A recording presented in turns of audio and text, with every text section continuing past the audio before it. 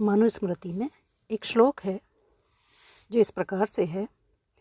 एतत् देश प्रसूतस्य सकाशाद अग्रजन्मनः स्वं स्वं चरित्रं शिक्षेरन् पृथिव्याम सर्वमानवः।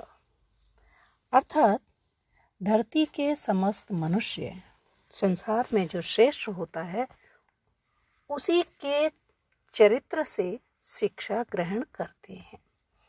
तो जो व्यक्ति श्रेष्ठ होता है उसी का अनुसरण करते हुए व्यक्ति अपने चरित्र को उज्जवल बनाते हैं।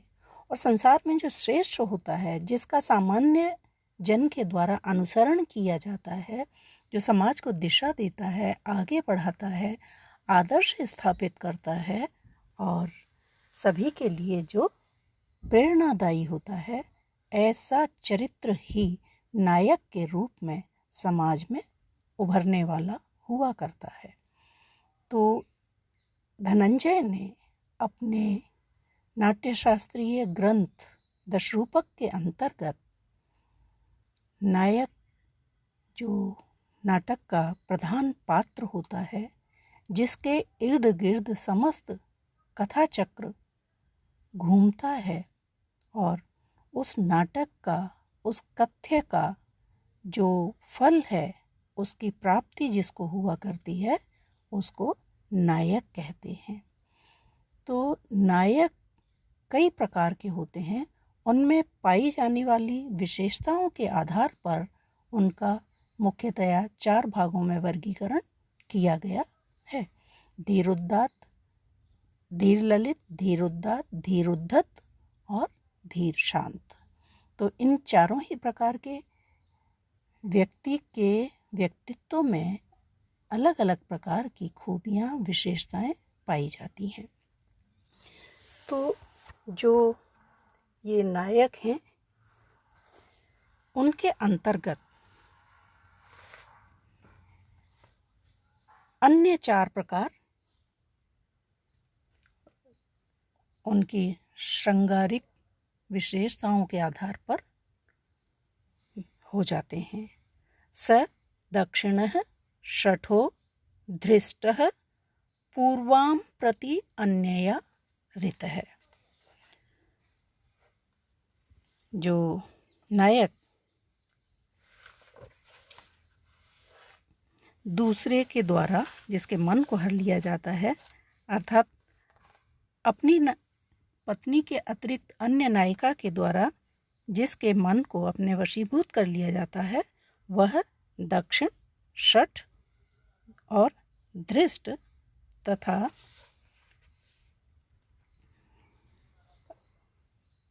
इस रूप में वह अन्य 4 प्रकार का हो जाता है। तो जहाँ पर हम उसके प्रकारों का वर्णन कर रहे हैं, तो उसके अंतर्गत जो विशेषताएं हैं, वो विशेषताएं उसके व्यक्तित्व को अन्य प्रकार का ही कर देती हैं। और उन विशेषताओं के आधार पर,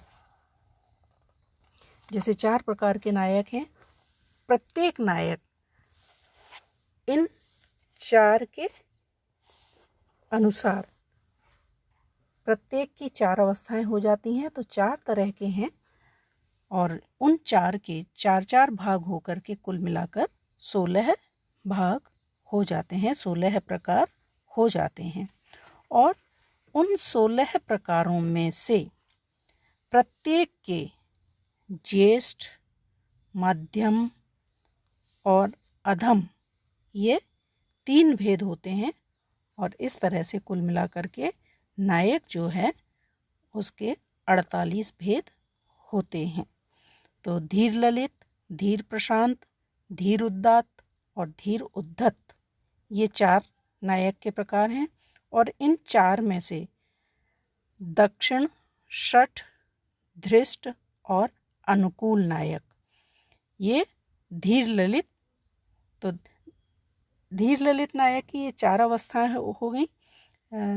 दक्षिण धीर ललित, शठ धीर ललित, धृष्ट धीर ललित और अनुकूल धीर ललित। तो ये जो धीर ललित है वह 4 प्रकार को हो गया।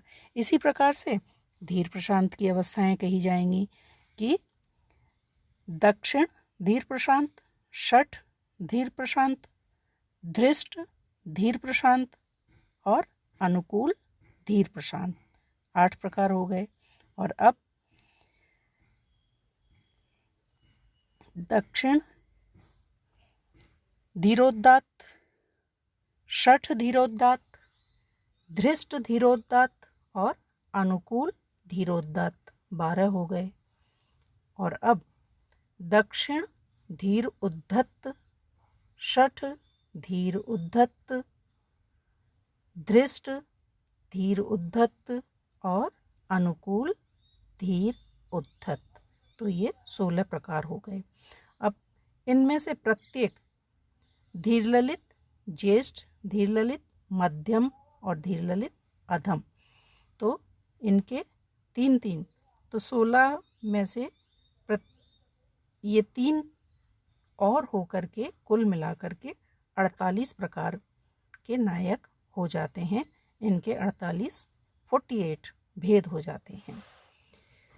तो नायक तो प्रधान पात्र होता है नाटक के अंतर्गत, और उस नायक के कुछ सहायक भी होते हैं जो फल प्राप्ति में उसकी सहायता करते हैं।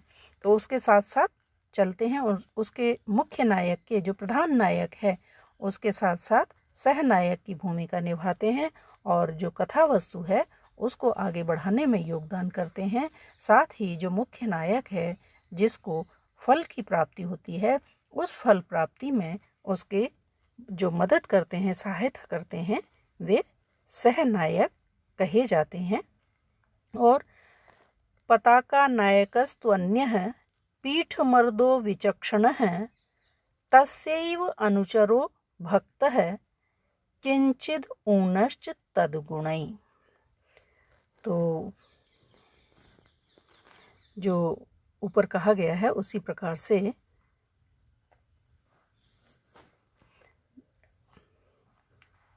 उस मुख्य नायक से कुछ ही कम गुणों वाला पताका नायक होता है और उसको हम पीठ मर्द भी कहते हैं। वह नितांत चतुर होता है और उस प्रधान नायक का अनुचर होता है, उसका भक्त होता है, उसके गुणों में अनुरक्त रहता है और उसके जो गुण हैं उनसे कुछ ही कम गुणों वाला पीठ मर्द जो सहनायक होता है और मुख्य नायक की मदद करता है। इस पीठ मर्द नायक के साथ ही एक विदूषक भी होता है और विदूषक एक विद्यो विटश्च अन्यो हास्य कृतच्च विदूषक है। विदूषक नाम का एक नायक होता है, सहनायक, जो मुख्य नायक के साथ रहता है और नाटक के मध्य में हास्य उत्पन्न करने का कार्य किया करता है। और जहाँ यत्र तत्र कुछ इस प्रकार के प्रसंग आ जाते हैं, कहीं बोझिलता आ जाती है, कहीं एक रास्ता आ जाती है, ऐसी जगहों पर जो विदूषक है वो उपस्थित होकर हास्य के माध्यम से माहौल को हल्का फुल्का बनाता है और कथा वस्तु को आगे बढ़ाने में योगदान देता है। तो इस प्रकार का विदूषक भी एक तरह से सहनायक होता है जो मुख्य नायक की सहायता किया करता है कथा वस्तु के अंतर्गत। मुख्य नायक, सहनायक और एक प्रकार का नायक होता है जिसे प्रतिनायक कहते हैं। जो प्रतिनायक है वो मुख्य नायक का विरोधी हुआ करता है। उसके कार्यों में, उसकी प्रगति में जो समय समय पर अवरोध उत्पन्न करता है उसको हम प्रतिनायक कहते हैं। प्रतिनायक के अंतर्गत कौन सी खूबियाँ होती हैं, कौन सी विशेषताएं होती हैं, तो इसके लिए धनंजय इस प्रकार से कह रहे हैं। लुब्धो धीरोद्धतः स्तब्धः पापकृद व्यसनी रिपुः। तो प्रतिनायक जो बहुत ही लुब्ध है, लोभी होता है और धीरोद्धत है। धीर उद्धत स्वभाव का होता है। स्तब्ध है, स्तब्ध कठोर, आग्रही, दृढ़, हठी, एक प्रकार से अड़ियल, अड़े रहने वाला, और पापकृत, पाप करने वाला, तथा व्यसनी, व्यसनों में लिप्त रहने वाला। और प्रधान जो नायक है उसका एक प्रकार से रिपु, जो शत्रु होता है, वह प्रतिनायक कहा जाता है। तो जो प्रतिनायक होता है, जो नायक का विरोधी होता है, स्वभाव से लोभी होता है, धीरोद्धत स्वभाव का होता है, और कठोर, अपने ही बात पर अड़ा रहने वाला, पापी, पाप करने वाला, तथा दुर्गुणों में लिप्त रहने वाला, और प्रधान नायक का शत्रु प्रतिनायक कहा जाता है।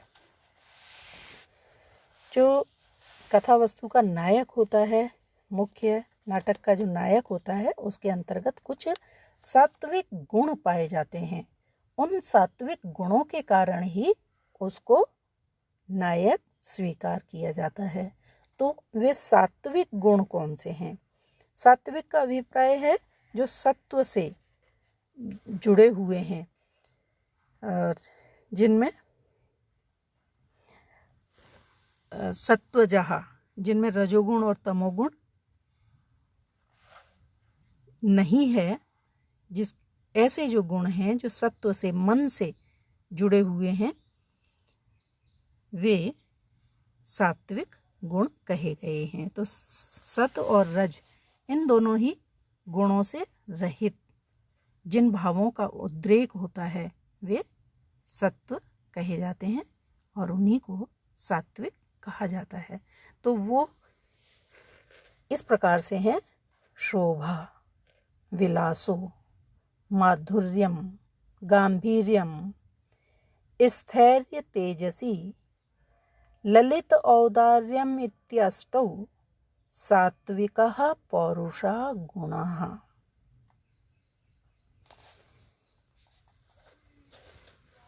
इनमें नायक के जो ये गुण हैं, शोभा, विलास, माधुर्य यानी मधुरता, गंभीरता, स्वभाव में गंभीरता, चंचलता जिसके नहीं रहती, जो किसी भी बात पर विचार विमर्श करते समय गंभीर होता है, स्थिरता, अपनी बात पर स्थिर रहता है, और तेजस, जिसके व्यक्तित्व में तेज समाया हुआ रहता है, ललित कलाओं से युक्त होता है, और औदार्य, जिसके अंतर्गत, जिसके स्वभाव में उदारता पाई जाती है। इस प्रकार के इन 8 गुणों से युक्त व्यक्ति नायक होता है। ये उसके सात्विक गुण हैं, श्रेष्ठ गुण हैं, जिनके आधार पर समाज उसको नायक स्वीकार करता है। तो कथा वस्तु के अंतर्गत नाटक की जो कथा वस्तु होती है, उसमें मुख्य जो नायक होता है वह इन समस्त गुणों से युक्त होता है। सत्व गुणों की जो सात्विक गुण हैं, उनकी उसके अंतर्गत प्रधानता होती है, और ये गुण रज और तम गुणों से रहित होते हैं। इस प्रकार के मन वाला, समाज को दिशा देने वाला, मार्गदर्शन करने वाला, आगे बढ़ाने वाला, और जिसके चरित्र से जन सामान्य शिक्षा प्राप्त करता है, शिक्षा ग्रहण करता है, अपने चरित्र को शिक्षित करता है, अपने चरित्र में उन विशेषताओं को उतारता है, उसका अनुकरण करता है, अपनी श्रेष्ठता सिद्ध करने के लिए, अपने को श्रेष्ठ रूप में स्थापित करने के लिए, तो उस व्यक्ति को ही नायक कहते हैं।